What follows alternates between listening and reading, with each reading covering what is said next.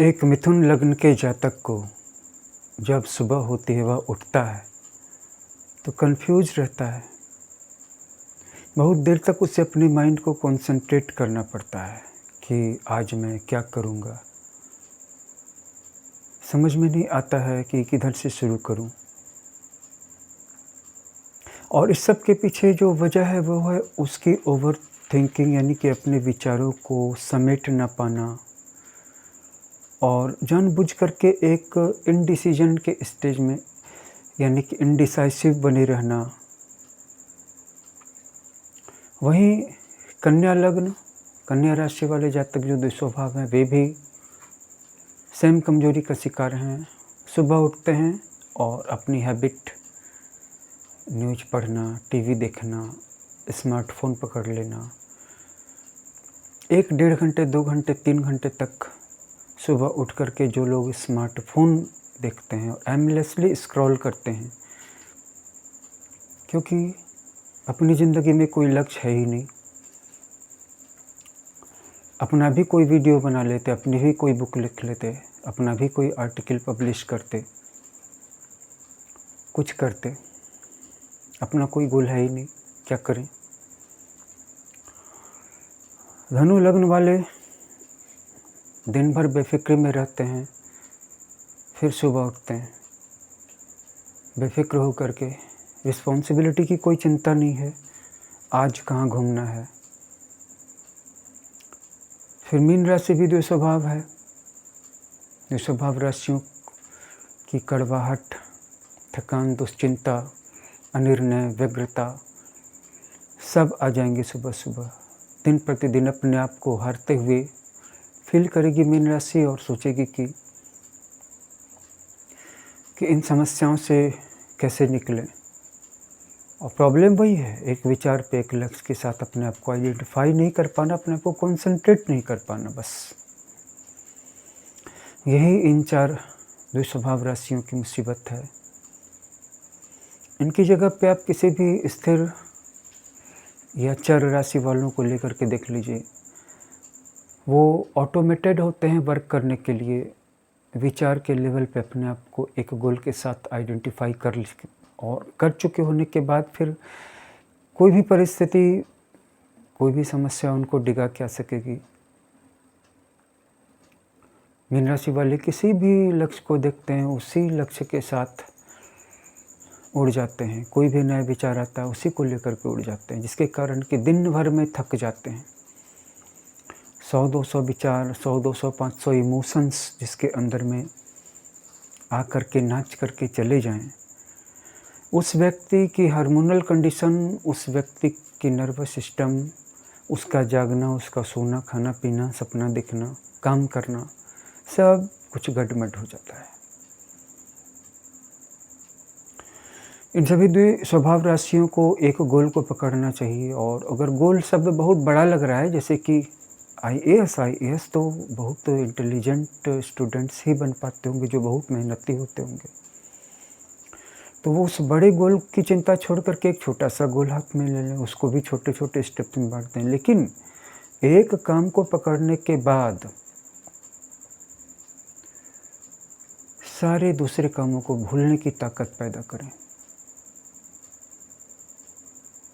और किसी एक काम को पूरा करें, चाहे वो मिथुन हो, कन्या हो, धनु हो, मीन हो।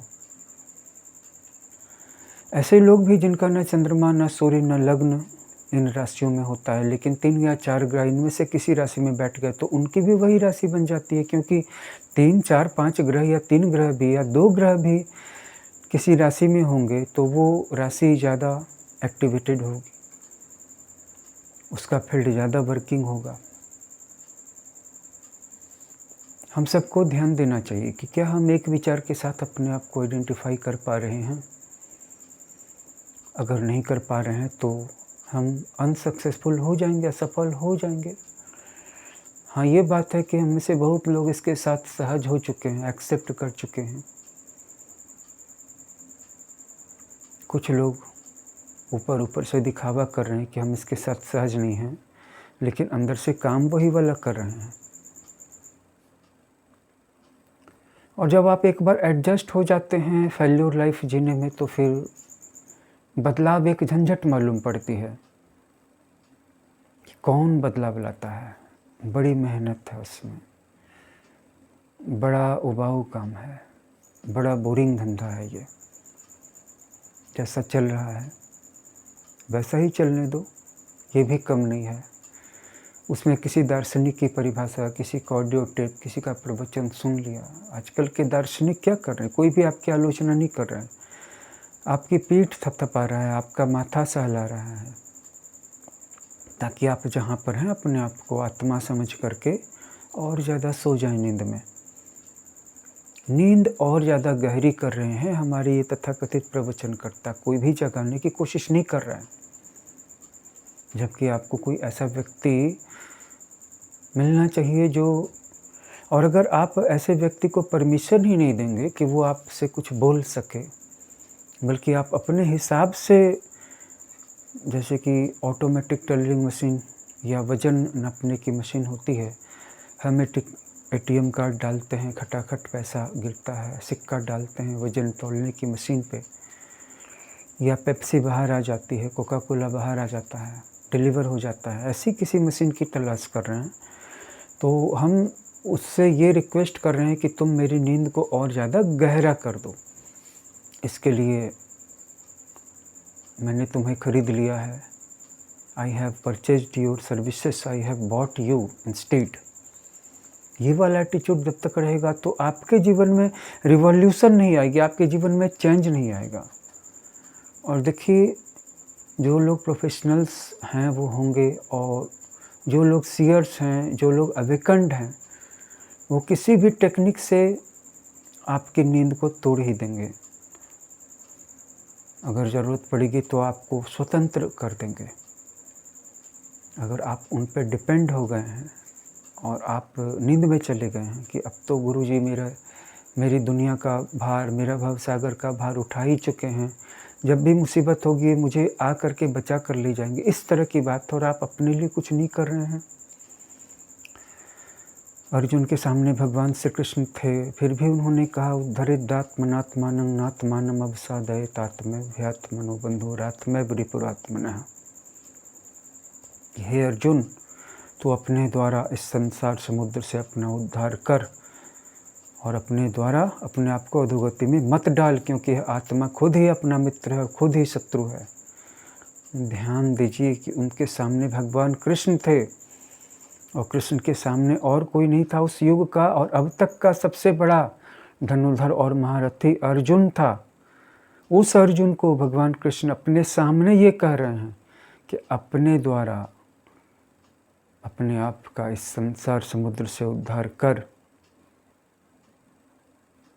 भगवान श्री कृष्ण के सामने, मुक्तिदाता के सामने, योगेश्वर श्री कृष्ण के सामने, भगवान विष्णु के अवतार के सामने, पूर्ण षोडश कला अवतार गोलोकाधीश्वर भगवान श्री कृष्ण के सामने, लीला पुरुषोत्तम के सामने, अर्जुन जैसा धनुर्धर, वो अर्जुन जिसने कि इंद्रलोक में जा करके उर्वशी के प्रपोजल को ठुकरा करके इंद्र और महादेव से तपस्या करके दिव्यास्त्र प्राप्त किया, उसको कह रहे हैं कि मेरे सामने तू है। ये कह सकते थे कि तू मेरी शरण में आ गया, तुझे चिंता करने की क्या ज़रूरत। और आजकल के तथाकथित गुरु, तथाकथित प्रवचनकर्ता, महंगी महंगी गाड़ियों में, हवाई जहाज़ में घूमने वाले, जब तू मेरी शरण में आ गया है तो तुझे चिंता करने की क्या ज़रूरत है।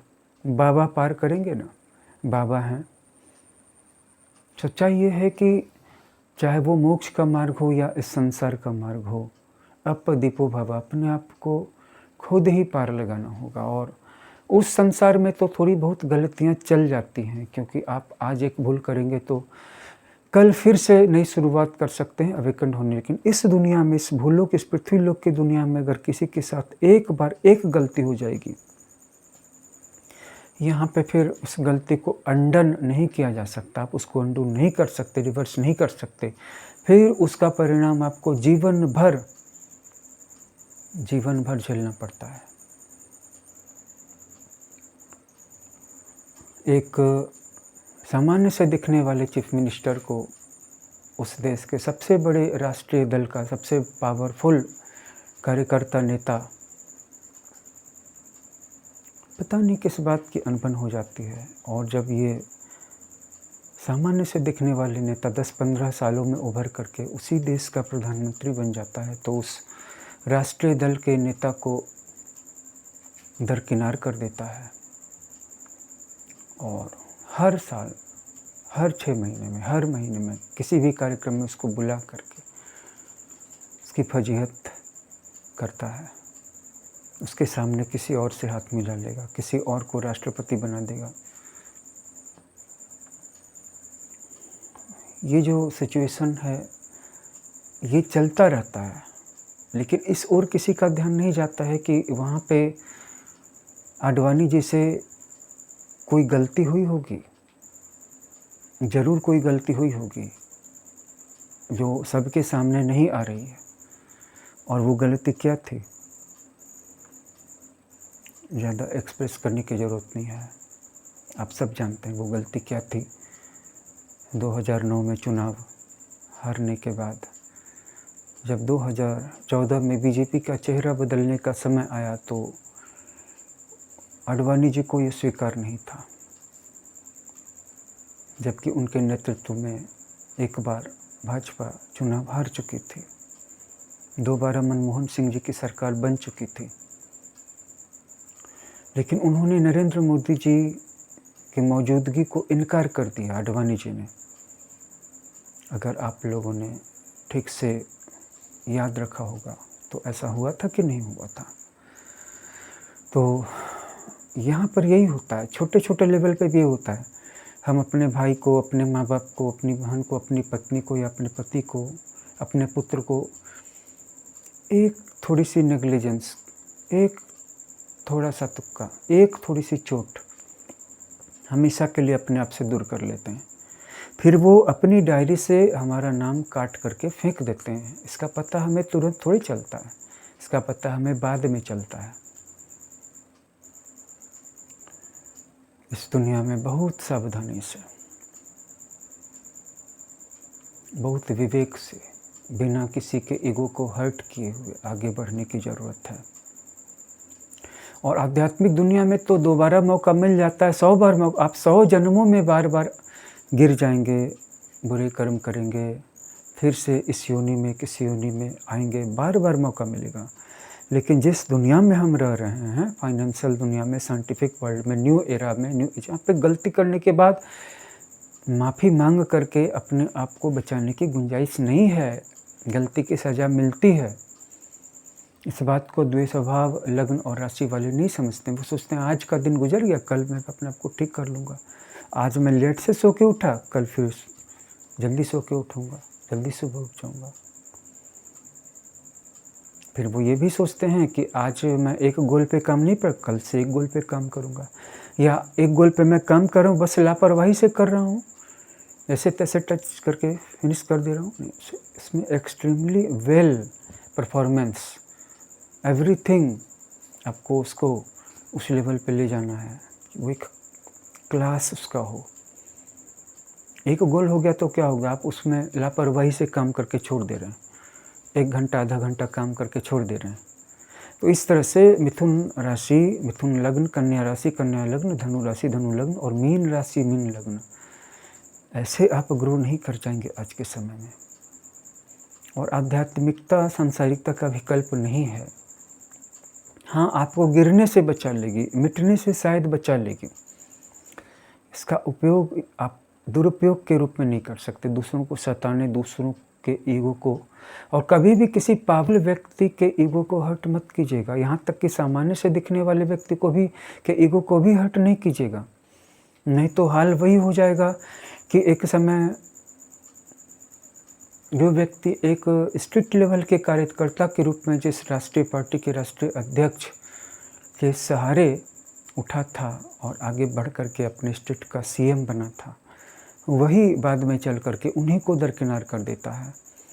जबकि एक समय उसी पार्टी के एक और दबंग नेता और इस देश के पूर्व प्रधानमंत्री ने उनको, यानी कि उस स्टेट के सीएम को हटाने में कोई कोर कसर नहीं छोड़ी थी, और बचाने वाला यही व्यक्ति था, यानी कि माननीय आडवाणी जी।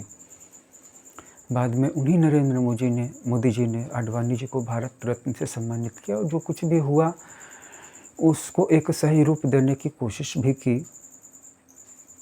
लेकिन चाहे वो एक कार्यकर्ता हो, चाहे एक सीएम हो, चाहे एक एस्पायरेंट पीएम हो, चाहे डायरेक्टली एक पीएम हो, किसी के ईगो को हर्ट नहीं करते। अगर आप किसी के ईगो को हर्ट कर देंगे तो फिर आपका नाम उसकी डायरी से कट जाएगा। इस वीडियो में इतना ही।